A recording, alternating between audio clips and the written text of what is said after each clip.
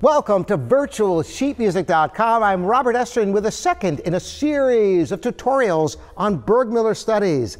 These wonderful little gems which are appropriate for piano students at a more elementary level of study, yet with gorgeous music. Last time I explored the very first, frankness, and you notice that it has beautiful lyricism. Now we're going to move on to Arabesque, completely different piece of music, no less great. Instead of lyricism, now we have some excitement. And I'm going to go ahead and play this piece for you first and then break it down section by section to give you some pointers on how to approach this piece.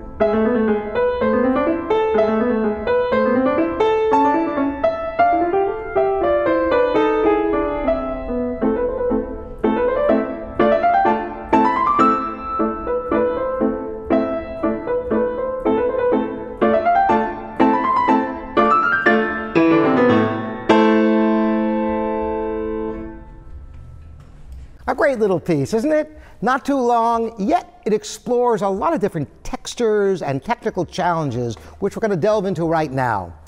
Now, this is a great piece for being able to work on your phrasing, namely staccatos and slurs, as well as accents. This is what gives it life. If you were to play this piece ignoring those parts of the music, and you played all the notes correctly and all the rhythms correctly, you'd end up with a very lifeless performance like this.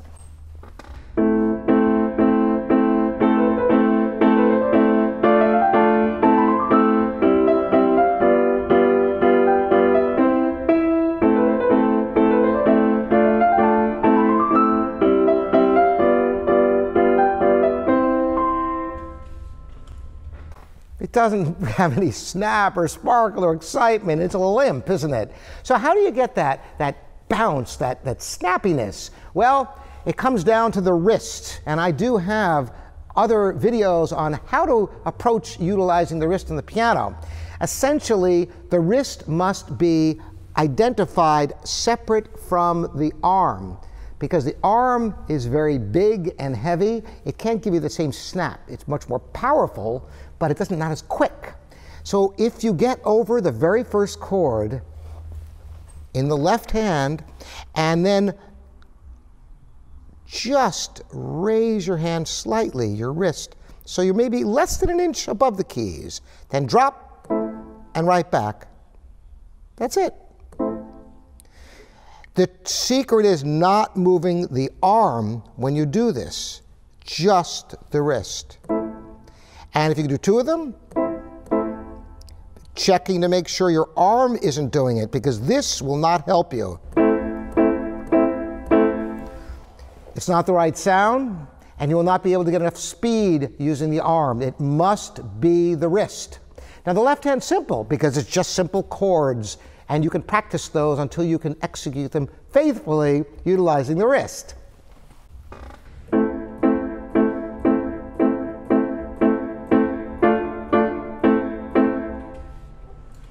Now, the right hand also has phrasing, and it's incredibly important to negotiate the phrasing accurately.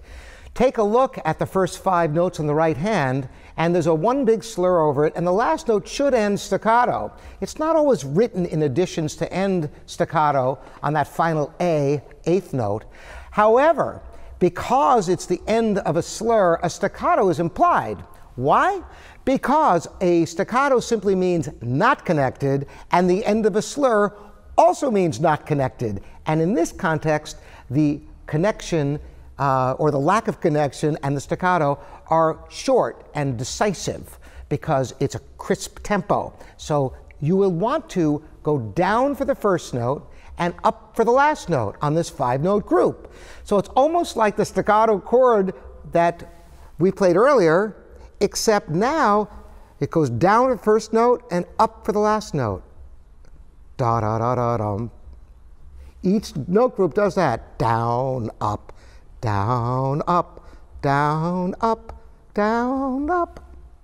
Watch how it looks on the piano.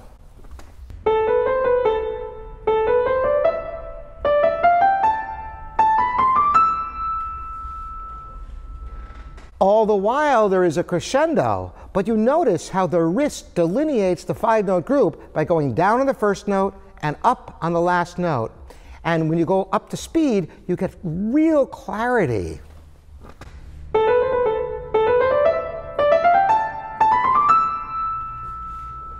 And eventually, of course, you put the hands together.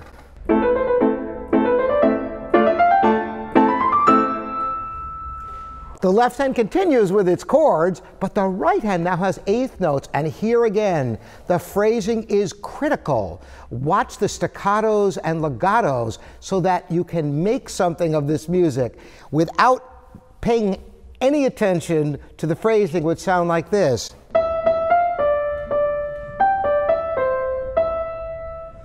But if you play the phrasing meticulously, utilizing the wrist for the release of all staccatos, you'll end up with this sound.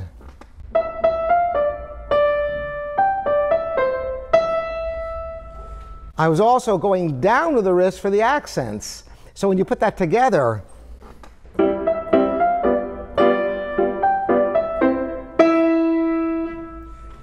continuing in the next section, now the hands are kind of reversed. The right hand is all legato, but it's the left hand that has the down up.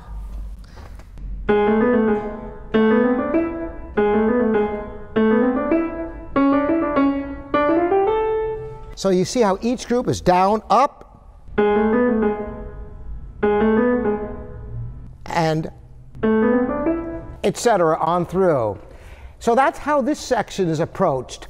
I'm going to now flash forward to the end, because you end up way up there.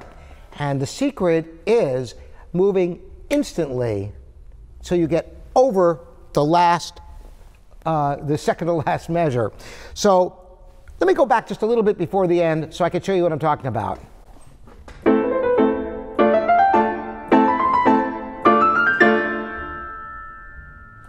Did you see how as soon as I hit that high A, instantly I got over? Because if you go gradually, if you give yourself time, you're likely to miss, or at the very least, you won't be in an ideal position to negotiate the last 5 notes there.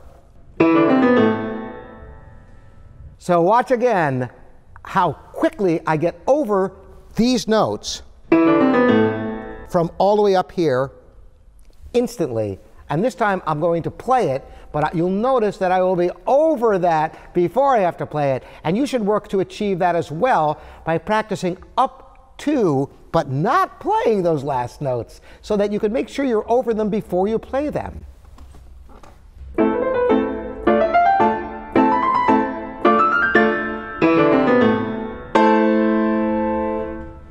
You might have caught also after those 5 notes, I didn't hang around. I was instantly over the last chord.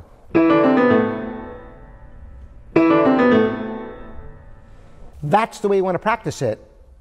You want to practice getting over the chords before you have to play them. So you could practice in this manner for these last couple of chords.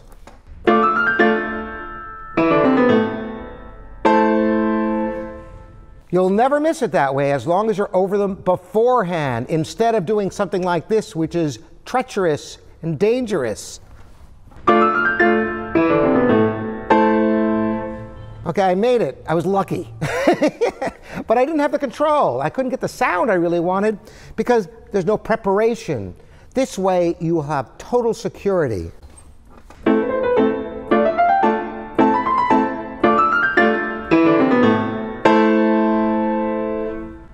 So the key lessons for today on approaching this piece, Arabesque, is pay close attention to the phrasing.